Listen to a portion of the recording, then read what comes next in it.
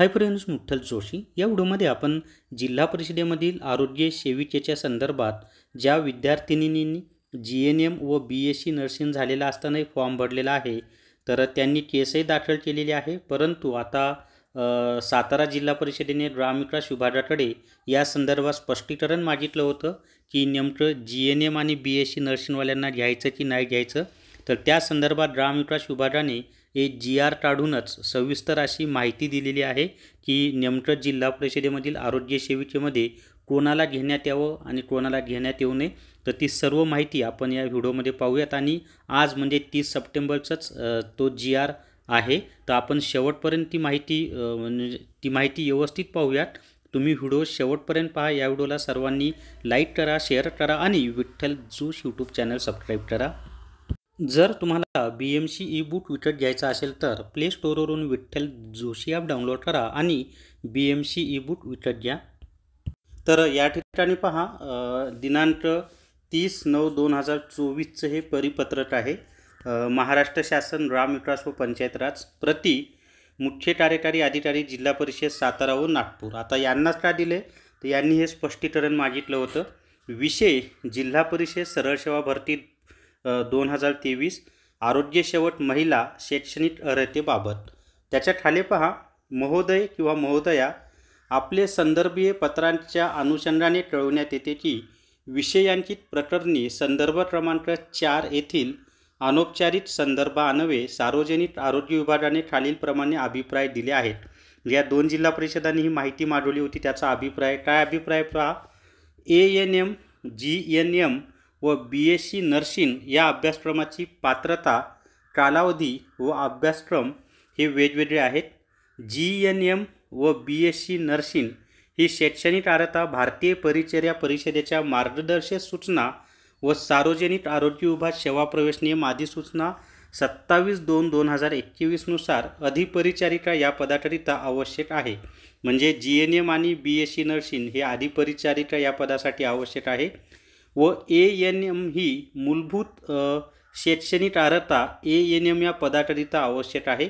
यास्तव GNM व BSc nursing ही जरी उच्च शैक्षणिक अर्हता असली व ते ANMचे कामे जरी करू शकत असले तरीही मानांकनानुसार व सेवा प्रवेश नियम 1967 अनुसार ANM पदाची शैक्षणिक अर्हता ठरत नाही.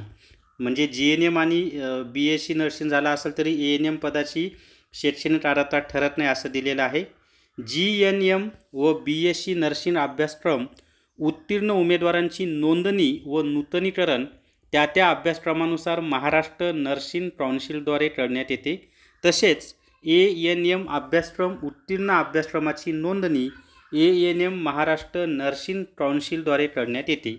दोन्ही अभ्यासक्रमांची नोंदणी स्वतंत्र असल्याने GNM पदाकरिता असलेली नोंदणी ANM पदाकरिता ग्राह्य धरता येणार नाही. म्हणजे दोन्हीच्या नोंदणीसुद्धा वेगवेगळ्या आहेत असं त्यांनी स्पष्ट दिलेलं आहे.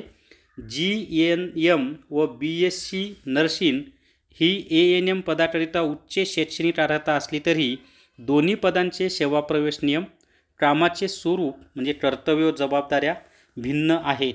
GNM ही जरी उच्च शैक्षणिक अर्हता असली तरी सदर अर्हता ANM पदाशी निगडीत नाही.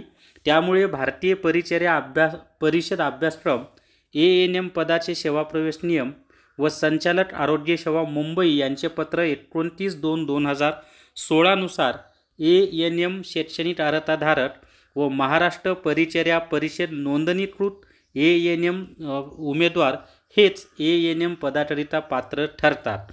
तरी यानुसार तपासून नियुक्ती प्राधिकारी म्हणून पुढील आवश्यक कार्यवाही करावी ही विनंती. म्हणजे यांनी स्पष्टपणे दिलेलं आहे की जिल्हा परिषदेमध्ये जे आरोग्य सेविका पद आहे त्या ठिकाणी फक्त ANM ज्यांचं झालेलं आहे तेच पात्र आहेत. GNM आणि BSc नर्सिंग झालेला असेल तर पात्र नाहीत. आता याच्यात सूट काय झाली जिल्हा परिषदेची माहिती आहे का. फॉर्म भरताना ज्यांचं ANM झालेलं आहे त्यांचेच फक्त फॉर्म स्वीकारणं आवश्यक होतं. फॉर्म भरत असताना GNM आणि BSc नर्सिंगवाल्यांचे सुद्धा फॉर्म ॲक्सेप्ट झाले आणि मग त्या मुलांनी परीक्षा दिली आणि परीक्षा झाल्यानंतर त्यांचं आता मेरिटमध्ये आलेत पण तरी त्यांना घेतल्या जात नाही म्हणून त्यांनी ते केस वगैरे टाकलेली आहे. पण मुळात जिल्हा परिषद आरोग्य सेविकेची जी पात्रता आहे ती ANMच आहे पण इथं जिल्हा परिषदेची चूक एकच झाली की फॉर्म भरताना फक्त ANM ज्यांचं झालेलं आहे त्यांचेच फॉर्म ॲक्सेप्ट त्यांनी करायला पाहिजे होते, म्हणजे पुढचा हा जो गोंधळ झालेला आहे तो झाला नसता आणि ज्यांचं म्हणजे GNM आणि BSc नर्सिंग झालेलं आहे त्यांचे फीचे पैसेसुद्धा वाचले असते. परंतु आता त्यांनी फॉर्म भरले, परीक्षेला जाण्या येण्याचा खर्च, फीचा खर्च हा त्यांचा वाया गेलेला आहे आणि मेरिटमध्ये येऊनसुद्धा लागलो नाही, हे जे शल्य मनाला असतं ना ते फार वाईट असतं. तर दोन्ही बाजू आहे त्याच्यामध्ये, पण खरी चूक ही जिल्हा परिषदेची झालेली आहे की फॉर्म भरताना फक्त ANM वाल्यांचेच फॉर्म त्यांनी स्वीकारायला हवे होते.